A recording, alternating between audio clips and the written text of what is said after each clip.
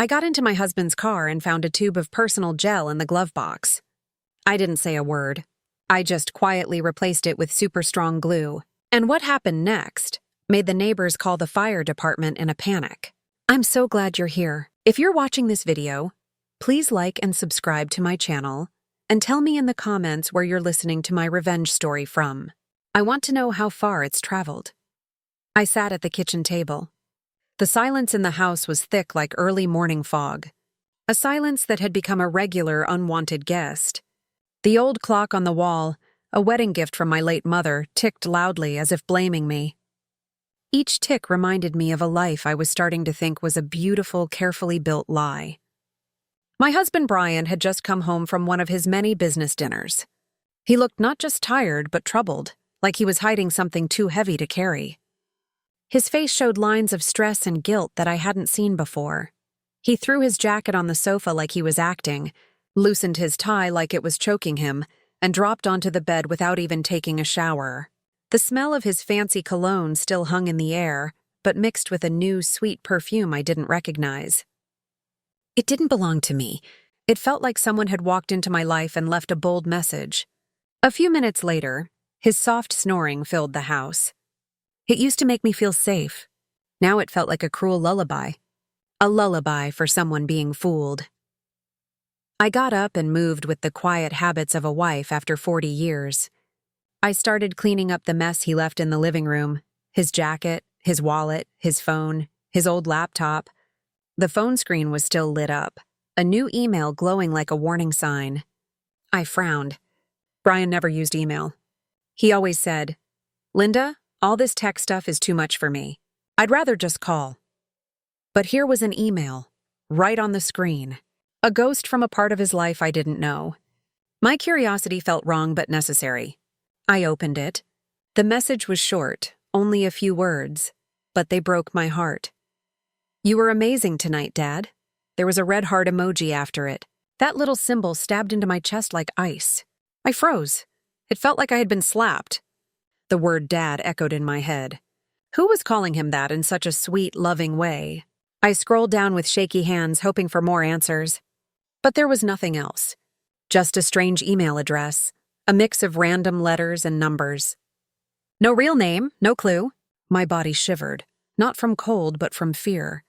It felt like a cold wind had crept into my life and opened a door I didn't know was there. I looked at the bedroom. Brian rolled over and snored again. His peaceful face made me even more upset. I felt like I was stealing in my own home. My heart beat hard and fast. I quickly placed the phone back where I found it. My hands shook so badly I nearly dropped it. I kept cleaning, now like a machine, moving without thinking. I picked up his dirty clothes to take to the laundry. When I checked his pant pockets, I found a folded piece of paper. It was a receipt from a fancy steakhouse in San Antonio, dated that very night. My eyebrows pulled together. San Antonio? He told me he was meeting his business partners in Dallas. I gave a short, bitter laugh. Brian hated driving to Dallas. But San Antonio, his mom had lived there before she passed. He loved that place, always said it reminded him of better days. But who was he having dinner with in San Antonio while lying to me about being in Dallas? The receipt showed 2 meals, a pricey bottle of wine, Cabernet Sauvignon, the same one he gave me for our 10th anniversary. A wine I never forgot. The meals were filet and pasta. I tried to remember the last time Brian took me somewhere nice like that. Maybe 10 years ago when I opened my first bakery. I remembered the candlelight, his smile, the toast he made to my success. That memory now felt like a lie, like an old photo covered in dust and tears. I grabbed my own phone and without a word, took pictures of the receipt and the email. I didn't want to believe it, but after 40 years of marriage, a woman knows when something's wrong. My hands shook, not just from anger, but from deep fear. I felt like I was standing at the edge of a cliff, about to watch everything I believed in fall apart. I went to the garage. Brian's old SUV was still warm. The smell of gas was thick, and that same sweet perfume clung to the seats. I opened the door. My stomach turned. I turned on my flashlight and checked every inch of the front seat. Nothing much, just coins and an empty bottle of water. But when I opened the glove box on the passenger side, my fingers touched something plastic and slick. I pulled it out. My heart almost stopped. It was a half-used tube of personal lubricant. Dried gunk clung to the cap. My worst fears were now real and sitting in my hand. Brian and I hadn't been close like that in years. He always said he was tired. That getting older had made him lose interest. But who was this for? I stood in the dark garage, holding the tube like it was poison. I felt numb but somehow stayed focused. I put it back exactly how I found it. I wiped my hands on a napkin until they were red, as if trying to scrub the betrayal off my skin. I kept searching, this time more carefully. Under the back seat, I found crumpled napkins that smelled like that same sweet perfume. Not my rose scent. This one was loud and strange, like it didn't belong in our home. Like it was shouting, "I'm here! He's mine!" I took pictures of the tube and the napkins. I knew I couldn't capture smell in a photo, but it felt like I had to try. I closed the car and went back inside. The weight of what I found made my legs feel heavy. I sat at the kitchen table again. My hands were shaking as I picked up Brian's phone once more. By now, I was almost sure he was cheating. I checked his messages. Just boring work stuff. Nothing else. I checked sent messages and drafts. Empty. Too empty. It felt like he had cleaned up every trace. A perfect liar. I thought that with a sick feeling in my stomach. My anger was no longer loud. It was cold and sharp. And it brought with it a new feeling. I had to know the truth, no matter what it cost me. The next morning, before the sun had fully risen, I was already awake. A ghost in my own home. I couldn't stop thinking about the gel, the receipt, the email. These thoughts circled in my head like a cruel carousel. I stood in the kitchen, hands busy, mind racing. I made a simple breakfast, 2 eggs, toast, and Brian's strong black coffee. I hadn't slept much at all. Brian came down looking messy and tired. His hair stuck up. His eyes were foggy. He sat, sipped his coffee, and put it down half full. "I have an important meeting today," he said in a rough voice. The same line he had used many times. He didn't look at me. "I'll be home late." He was so smooth, so calm. It made my skin crawl. I smiled weakly and nodded. I wanted to yell, "Where?" With who? San Antonio again? But I didn't. I held my fire. I just said, "All right, be careful." He got up, patted my shoulder like he barely remembered I was there, and left. The door shut. The kitchen went silent, and I stood there with a feeling that was no longer doubt. It was certainty. I cleaned the dishes one by one, needing the movement to stay sane. I couldn't keep guessing. I needed answers. I picked up my phone and looked for a number. Mrs. Green. She was a friend from years ago who helped me when I started the bakery. She once told me about a private investigator. "Linda, if you ever need it, I know a guy named Tom," she had said. "He's quiet and really good at this stuff." I never thought I'd need him. But I had no choice now. I called her, my voice trembling. Each ring made my heart beat faster. "Hi, Mrs. Green. Can you help me reach Tom?" "I need him," she paused. The silence between us said everything. "Linda, did Brian do something?" I sighed. I didn't want to explain. My pride was already in pieces. "I just need the truth, please." Mrs. Green, always strong and smart, agreed. 1 hour later, I got a text from Tom. He asked me to meet him at a quiet cafe at noon. "Mrs. Walker, don't worry. I'll help you," the message read. It was short. But I felt a small bit of hope again. A rope in the middle of a storm. At noon, I went to the cafe. It was a small place with old wooden tables and the smell of fresh coffee in the air. Normally, that smell made me happy. But today, it didn't. I sat in a corner, hoping no one would see me. I felt like a shadow in a bright room. Tom walked in. A middle-aged man, short and wide, wearing a simple blue shirt. His eyes were calm and thoughtful, like he could see through lies. I gave him a flash drive with the photos I took, the email, the receipt, the tube, the napkins. "This is all I have," I said. My voice shook. "I think my husband is cheating on me." Saying it out loud felt awful. Tom nodded and looked at each picture on his phone. His face didn't change. He took notes in a little notebook. "Mrs. Walker, I understand. I'll start watching Mr. Walker this afternoon. I'll let you know as soon as I can. I looked at him, trying not to cry. Thank you, I whispered. I just want to know the truth. Whatever it is. B? Tom nodded with a kind look, a flicker of understanding in his eyes. I'll do my best. Go home and don't do anything that might make him suspicious. I left the cafe and walked through the crowd. But I felt a kind of loneliness I had never felt before. 40 years of marriage, a whole life built on trust, was now falling apart under my feet. I had trusted Brian with everything. I always thought he was a family man, someone who would stay by my side through anything. He was my rock, my safe place. And now here I was, hiring a stranger to follow my own husband. The bitter truth stung deep. I felt like I was in a bad movie, playing a role I never asked for. That night, I sat in the bakery, the warm smell of flour and yeast in the air, usually a comfort, but not now. I was going through delivery slips when my phone buzzed. A message from Mr. Tom. I opened it, my heart racing, my ears ringing. It was a photo of Brian in his light blue shirt, walking into a fancy restaurant, holding hands with a woman. I zoomed in, and my heart nearly stopped. It was Rachel, my daughter-in-law. She wore a tight black dress, dark makeup, red lipstick, and her hair was down. They didn't look like father-in-law and daughter-in-law. They looked like a couple on a date. The way their bodies leaned toward each other told me everything. A secret they shared, a bond I didn't know existed. I slumped in my chair, my hand shaking around the phone. Rachel, how? At family dinners, she and Brian always kept their distance, barely saying a word to each other. Now I realized it was all an act. A well-rehearsed lie for my eyes. Mr. Tom sent more photos.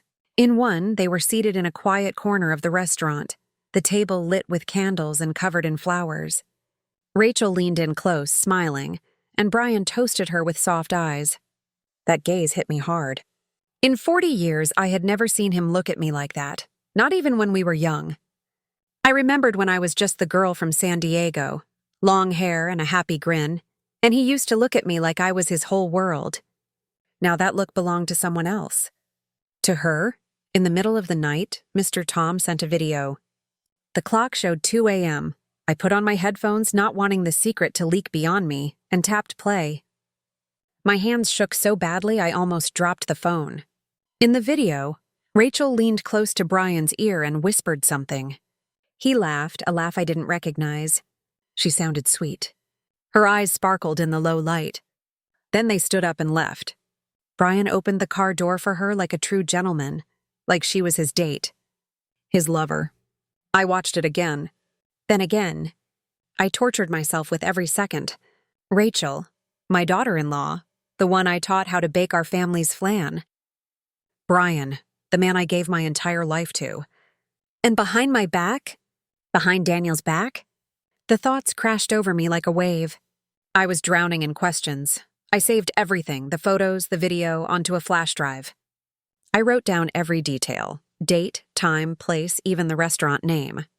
My hands moved like a robot, but my mind was in chaos. I didn't want to believe it, but the truth was right there. It couldn't be ignored. I sat in the bakery, surrounded by sweet smells and warm pastries, but none of it brought comfort. I thought back to when the business started, how Brian would help lift flour sacks, how we laughed in our tiny kitchen, our dreams stretching wide. Now those memories felt fake, a perfect lie I had believed too long. The next morning, I stood in the bakery's small kitchen, holding a list of cake orders for a big hotel downtown. The smell of vanilla and flour usually filled me with peace, but today it felt like an empty shell. As I finished signing a delivery slip, my phone buzzed in my apron pocket. I wiped my hands and saw a message from the detective. My heart dropped. Just one line. Mrs. Walker, I'm sending more proof. I took a deep breath, trying to stay calm. My fingers trembled as I opened the message. A group of photos appeared. The first showed Brian in his usual gray shirt, walking out of a law office near the main plaza. Beside him was Rachel, in a tan office dress, her hair up in a ponytail, big dark sunglasses hiding her face. A weak try at staying hidden. They walked close together, Not like family, but like lovers. Their body language said it all. The next photo showed them in front of a shiny hotel, 4 stars gleaming on the sign. I zoomed in, searching for any clue that this was something else, anything that would save me from the truth. But nothing came. They looked too relaxed, too at home in each other's company. Then came a short video from Tom. I pressed play. My heart pounded so hard it echoed in my chest. From a distance, you could see Brian and Rachel on the hotel's 3rd-floor balcony. His arm was around her. Her head rested on his shoulder. Her hair danced in the wind. And then, a kiss. Short but real. A soft, shameless kiss. It burned away what little hope I still held. I watched the clip frame by frame. Each second stabbed deeper. The curtains inside moved. Then Rachel rushed out and hugged Brian, her face glowing like a young girl in love. I collapsed into a chair, gripping the edge of the table so I wouldn't fall apart. Tom texted again. They also booked the room for the afternoon. It looks like they're spending the night. I'll keep watching. I read it again and again. My throat tightened like I was choking. Just hours earlier, Brian had texted me, "Linda, I won't be home tonight. I have to meet someone from out of town. Get some rest." The message was sweet, gentle, like always. But now I saw it for what it really was, a carefully crafted lie. A meeting from out of town. But he wasn't out of town. He was right here, in a hotel room, with our own daughter-in-law. I opened my portable drive and saved every image, every video. Each time I hit save, I looked at the screen, hoping this was a nightmare. In the video, Brian touched Rachel's hair gently. The way he used to touch mine, more than 30 years ago. We were young. I believed our love would last forever. We made promises under San Diego's starry sky. And now those promises were dust. I thought about our family dinners. The 4 of us at the table, me, Brian, Daniel, and Rachel. She always sat far from Brian. Sometimes she gave him looks that seemed cold. Daniel once joked, "Mom, I don't think Rachel likes Dad. She acts like he's got the plague." I believed him. I thought she was just shy or distant. But now I knew it was all pretend. A perfect show for me, for Daniel, for everyone. I felt like a fool. A blind wife betrayed in the worst way. Rachel and Brian were actors in a cruel play, and I was the audience left in the dark. Everyone else kept living their lives, but on that hotel balcony, my whole world collapsed. Tom had captured the moment like a silent hunter. A shot of truth. I texted him, "Thank you. Keep watching. I need to know everything." He replied, "I will. Stay strong." That night, I returned to the house I once shared with Brian. It didn't feel like home anymore. It felt haunted. I opened the dresser drawer and pulled out a thick envelope. My hands moved with quiet purpose. I printed the photos. Brian and Rachel at the law office, the hotel entrance, the balcony, the kiss. I included stills from the video. I arranged them carefully and sealed them inside the envelope. Then I hid it under old family photos at the bottom of the drawer. I picked up a photo of the 4 of us from Daniel's birthday a few years ago. Rachel hugged Daniel, smiling. Brian stood next to me, hand on my shoulder, proud. I stared at that photo. All I wanted to do was rip it up, to erase their smiles from my life. Before sunrise, the front door creaked open. Brian walked in, reeking of alcohol. "The client was tough, Linda," he muttered, voice rough, eyes bloodshot. "Had to drink a lot. I'm wiped." I stood in the kitchen, a glass of water in my hand, watching his act like it was a bad play. "Get some sleep," I said, calm as always. "You've got work tomorrow." He nodded, tapped my shoulder like I was just a roommate, and walked to the bedroom. Minutes later, he was snoring like nothing ever happened, like he hadn't spent the night in a hotel with our own daughter-in-law. When I was sure he was asleep, my phone buzzed again. A call from Tom. His voice was soft, like he was afraid someone would hear. "Mrs. Walker, I recorded their talk in the hotel parking lot. I used special tools. They didn't notice. I'm sending the audio now." My heart beat fast. "Thank you, Tom. Send it to me." A few minutes later, the file came through. I grabbed my headphones, sat down, and hit play. The first voice was Rachel's, sharp, Cold. A stranger's voice. Dad, hurry up with that fake contract. I want all those stores already. I want that old woman out of the house. Her words hit like punches. Then Brian spoke. Confident, sure. Don't worry about the papers. Linda has no clue. She trusts me too much. I felt like I was being cut open. They weren't just cheating. They were planning to take everything. My bakery, my stores, my hard work. The early mornings, the sore hands, the endless baking. It was mine. Brian never baked a single thing. Never dealt with hotels. Now he and Rachel wanted to steal it all, to throw me out of my own home. I wanted to cry. But I stayed focused. I copied the audio file to the same flash drive where I kept everything else. I wrote down the time, the place. My hands shook, but I needed control. I had to hold on. The next morning, as I made coffee in the bakery, my phone buzzed again. More pictures from Tom, taken with a long lens. This time, Brian and Rachel were in his car, papers spread out between them. Rachel held a red pen, marking pages with care. Brian sat beside her, nodding and smiling, completely in agreement. Tom wrote, I heard something. Looks like they want to use someone they know at the notary's office to make the transfer. I'll investigate further. I zoomed in on the photo. I could see letters on the paper, though I couldn't read them. But I knew they weren't normal work papers. They were planning to steal everything I had worked for piece by piece. I sat there among trays of sweet pastries that smelled wonderful. But I felt like my whole world was breaking apart. I reopened the audio file, put on my headphones, and listened to every word they said. That wretched old woman. That's what Rachel called me. I remembered when she first joined our family, how I taught her to cook rice, how I hugged her like my own daughter. I believed she and Daniel would build a good future. And Brian, the man I had loved since I was a young girl in San Diego, who promised to be with me until the end, they both made a joke of me. I was the fool still believing in love and family. A regular customer came in, Mrs. Patterson. She always bought pastries for her grandkids. Linda, your bakery's always so full these days. Your chain is growing. I'm proud of you, she said with a kind smile. I forced a smile back. Thank you. I'm doing my best. But inside, I was broken. I wondered what she'd think if she knew the truth. Would she see me as strong, or just a woman who'd been fooled by her husband and daughter-in-law? I wrapped her pastries, said goodbye, and sank into my chair, my head in my hands. I wanted to cry, but no tears came. Instead, a deep, silent fire burned inside me, like the heat of the bakery ovens, ready to explode. That night at dinner, I sat across from Brian in our small kitchen. The yellow light above gave his face a strange glow. He ate and talked in a flat voice, like nothing was wrong, like his world wasn't about to fall apart.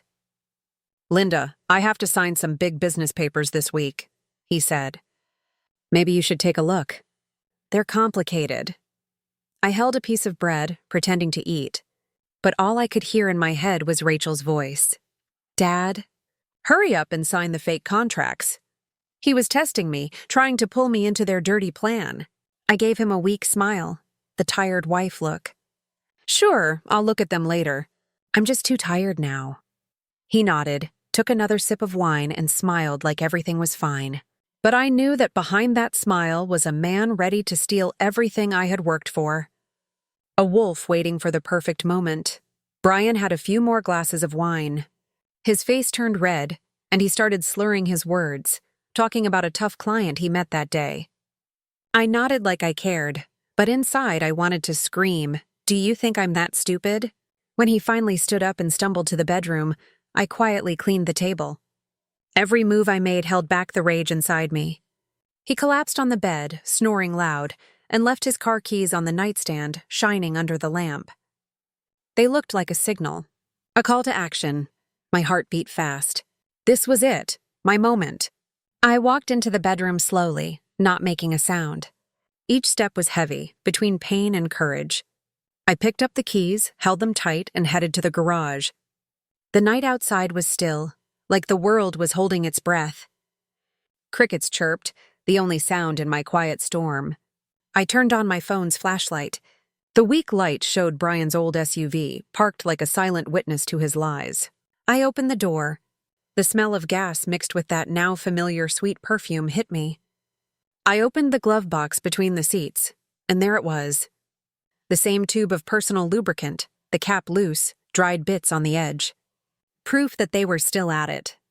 Still meeting. Still lying. I took the tube into the kitchen and placed it on the counter. I washed my hands with lemon soap, scrubbing hard, like I could wash away the betrayal. The clean smell didn't help my anger, but it helped me focus. I opened the tool drawer and took out a tube of clear industrial superglue. I once used it to fix a broken bakery chair. Now it was my weapon. I gently unscrewed the lubricant's cap and filled it with glue, drop by drop, until it was full. I cleaned the nozzle, shook it a little, and tested it. It flowed perfectly. Just like before. No one would notice the change. I gave a small smile, though a storm raged inside me. This wasn't a prank. It was the beginning of justice. I placed the tube back in the glove box, fixed the seat and mat like nothing happened, and closed the car door. Then I opened the trunk. Inside were some old bags, an empty water bottle, and one unused condom in the corner. My heart jumped. But I wasn't surprised anymore. I took a photo with my phone, adding it to my growing pile of proof. Every picture was one more nail in the coffin of their lies. Back inside, I returned the keys to the nightstand next to Brian's alarm clock. I picked up an old book and sat on the living room sofa, pretending to read. The soft light hit the pages, but I couldn't focus on a single word. My thoughts were racing. I thought of Daniel, my son. He believed he had a good marriage. He didn't know the truth. How could I tell him? His wife, his own father. I thought about my bakery chain, the 40 years of hard work, the sleepless nights, all the fights with Brian when I chased my dream. He never really believed in it, but I thought at least he respected it. Now I knew he just waited for a chance to take it all. An hour later, Brian woke up and came into the kitchen for water. He saw the keys on the counter and didn't think anything of it. "Still awake, Linda?" he asked, sleepy. I smiled. "Just reading a bit. Finish your water and get back to bed." He nodded, drank, and walked off, snoring soon after. I looked at him like he was a stranger. This man who once swore to love me forever was now plotting to destroy everything I loved. But he didn't know. I had already made my move. At sunrise, I got up. The light outside barely touched the bakery window. I was in my usual spot, kneading dough, preparing sweet buns and pastries for a hotel order. I pressed the dough hard, pushing all my anger into it. When I got home for breakfast, I kept my face calm. Brian was already drinking his black coffee. I served him eggs and toast. "Brian," I said softly, "I have to go to Nashville tomorrow. There's a new partner, and I need to sign a contract. I'll be back late. Can you handle dinner?" I watched him out of the corner of my eye. He looked surprised, but not worried. In fact, something in his eyes looked happy. "A big contract?" he asked, taking my hand like he cared. "Go ahead. I'll take care of things." That sparkle in his eyes, the small smirk. He was relieved. He wanted me gone. I smiled. "Thanks. I'll call if I'm running late." He took another sip and stood up.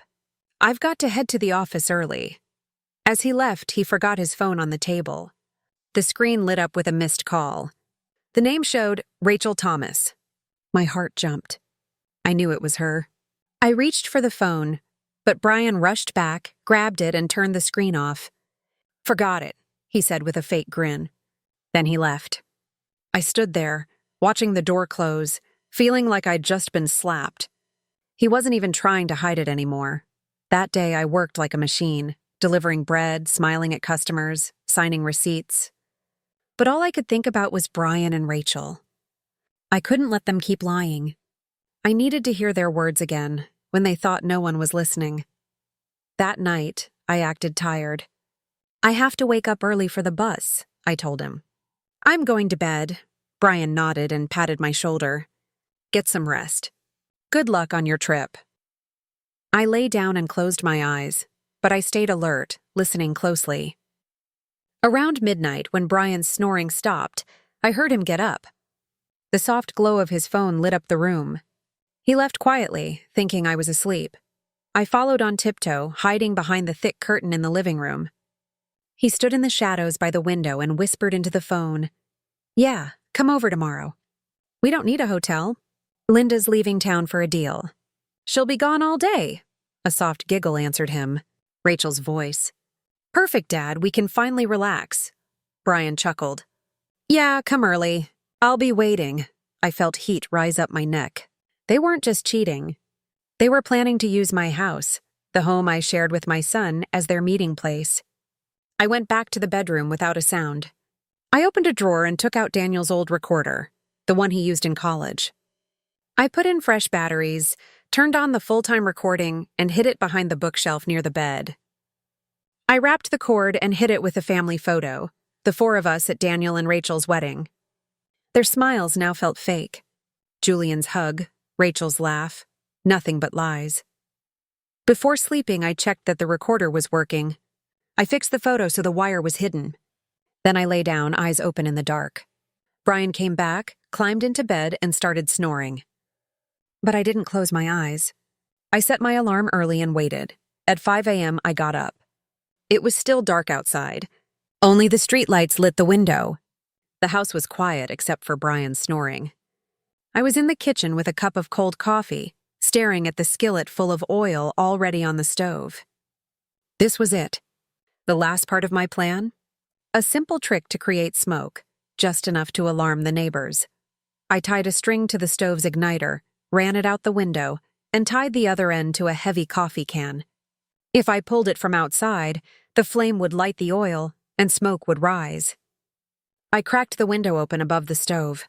Then I tested it once. Smoke curled upward like a signal. I turned it off, checked everything, and made sure it looked untouched. I put on my jacket, grabbed my purse, and acted like I was leaving for my trip. Before walking out, I gently shook Brian. "I'm off to the station now," I said. "Need to sign that deal. I'll be home late." He opened his eyes and mumbled, "Okay, be careful. Linda, call me if you need anything." He rolled over and went back to sleep. I looked at the man I once loved, once trusted, now lying there, completely unaware. "Don't come near me or my son again." Brian opened his mouth, maybe to beg or defend himself, but no words came. Rachel sat still, her hands clenched into fists on her lap, her eyes fixed on the floor like a scolded child. I placed a pen beside the papers and turned to leave. "I'm done being the fool," I said. "This time I win." And with that, I walked out of the room. The hallway outside was filled with whispers and stares. I held my head high, not because I felt proud, but because I knew I had survived something that could have destroyed me. The woman they had called the old hag, the one they thought they could outsmart, had brought them to their knees. Not with anger or violence, but with patience and proof. Mrs. Peterson was waiting near the elevator. She handed me a cup of tea from the hospital cafe and gave me a small smile. "You're stronger than all of them," she whispered. I didn't say anything. I just nodded and took a sip. The tea was lukewarm, but it steadied my shaking hands. I looked down at them. My hands that had built a business, that had raised a child, that had once touched Brian's face with love.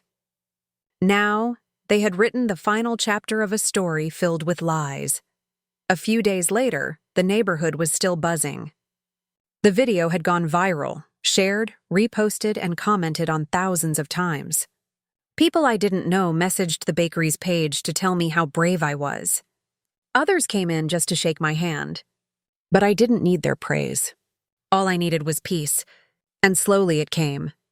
Rachel moved out of Daniel's house that same week. Daniel filed for divorce quietly, with no shouting, no tears. Just silence. The kind of silence that follows a hurricane, the kind that lets you count what's left. He didn't come to the bakery for a few days. When he finally did, he stood at the door for a long time before walking in. I handed him a warm cinnamon roll, his favorite since he was 5, and he gave me a tired smile. "Thanks, Mom," was all he said. It was enough. As for Brian, I never saw him again. He signed the divorce papers without a fight. I heard from someone that he moved in with a distant cousin, away from town. But wherever he went, the video followed. People recognized him. People remembered. There's no escape from the truth once it's out in the open. I kept running the bakery. My customers were kinder now. More patient. They said things like, "Stay strong, Mrs. Walker," and "You're an inspiration." I smiled, thanked them, and kept kneading dough, baking bread, making cakes. Life moved forward, one sweet roll at a time. One morning, while I was icing cupcakes for a birthday order, I looked out the bakery window and saw the sunlight hit the old oak tree across the street. I remembered Brian and I planting it together the year Daniel was born. It had grown tall and strong. Storms had tried to break it. But it was still standing, just like me. Disappear from my son's life and mine. Rachel collapsed, crying, looking at Daniel. "Honey, forgive me. I made a mistake. Please, I beg you, forgive me." But Daniel just stared at her, his eyes hard as stone, and walked away without a word. Brian reached for my hand, his voice shaking. "Linda, please listen to me. I didn't want this." I pulled away and cut him off. "Don't say another word, Brian. You made your choice." He shouted in panic, "Linda, please!" But a nurse came in and warned, "Keep it down. This is a hospital." I turned and walked out without looking back. In the hallway, I saw Daniel leaning against the wall, his head in his hands.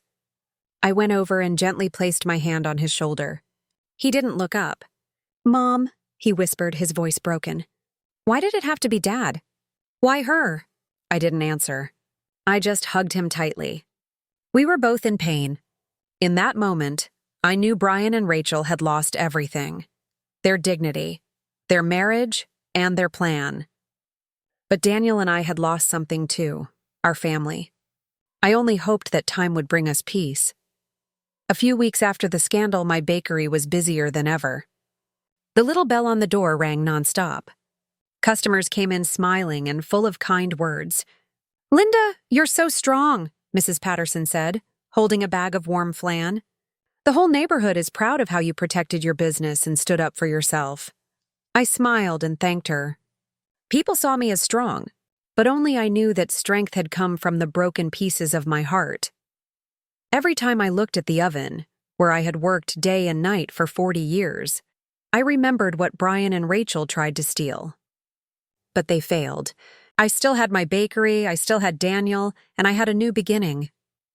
Daniel moved in with me right after that day. He didn't talk much about what happened, but I noticed the change. He wasn't the same happy, laughing Daniel I knew. His eyes were deeper now, like he was carrying a pain that didn't go away. "Mom, I want to stay here for a while," he said that first night, suitcase in hand. "I want to help you with the bakery, talk to customers, take care of things." I hugged him, feeling the warmth of the sun I raised. I didn't ask questions. I knew he needed time. So did I. Every morning, we opened the bakery together. I set up the trays and prepared the dough. Daniel checked orders and made phone calls. "Mom, the Grand Hotel wants to increase their pastry order for next week," he said from behind the counter, his voice calm but not cheerful. "All right," I replied. "Confirm the order. I'll make more dough." Those small moments gave me a peace I hadn't felt in years. No fake smiles from Brian, no sweet fake voice from Rachel. Just Daniel and me, holding on to what we still had. Our dinners were quiet, just the two of us in the small kitchen. We ate simple food, sometimes rice with beans and chicken, sometimes just toast and coffee. One night, Daniel asked with a faint smile, the first I'd seen since the scandal, "Mom, can you make some flan this weekend?" I nodded. "Sure, but you have to help me stir the caramel." He nodded back. And in that little moment, I felt hope. I also started doing things for myself, something I hadn't done in 40 years. I joined a cooking club at the community center. Women my age shared recipes and told stories. "Linda, you make the best flan in the neighborhood," one lady laughed after tasting mine. I smiled and replied, "It's a little trick I picked up back in San Diego." I also began going to church again on weekends. I sat quietly, the light from the stained glass falling on my face. I didn't pray for Brian or Rachel. I prayed for Daniel and for myself, for strength to move forward. Sometimes I took walks with Mrs. Patterson through the town square. She told me about neighbors and shared gossip. "You know, Linda," she said one day, her eyes shining, "everyone's still talking about Brian and Rachel, but they all say you're the one who won." I smiled but didn't answer. Maybe I won, I thought, but it cost me everything. Daniel started to heal too. He opened up slowly. One night at dinner, he said, "We had a fire at the market yesterday. It was rough, but everyone's okay." I looked at him, pride filling my chest. "Be careful," I said softly. "You're all I have left." Daniel met my eyes. "Don't worry, Mom, I'll never leave you." Those words healed something deep in me. I had lost a lot, but I still had my son. One afternoon, the bakery was packed. I sat at the cash register watching the busy street outside. The bell on the door rang over and over. The smell of bread and pastries filled the room. I looked at the trays of flan and thought about everything. I had built this place from nothing, from a girl in San Diego to a woman who had survived everything. Brian and Rachel tried to take it all, but they failed. I still had my bakery. I still had Daniel. And most importantly, I still had me. Did you like my story? And which city are you listening from? Let's meet in the comments. If you enjoyed the story, feel free to send us a super thanks to help me keep creating more stories like this. Thank you so much for your sweet support. I can't wait to read your comments. On the screen, you'll see 2 new life stories I really recommend. There's so much more on my channel. Don't forget to subscribe. See you in the next life story. With love and respect.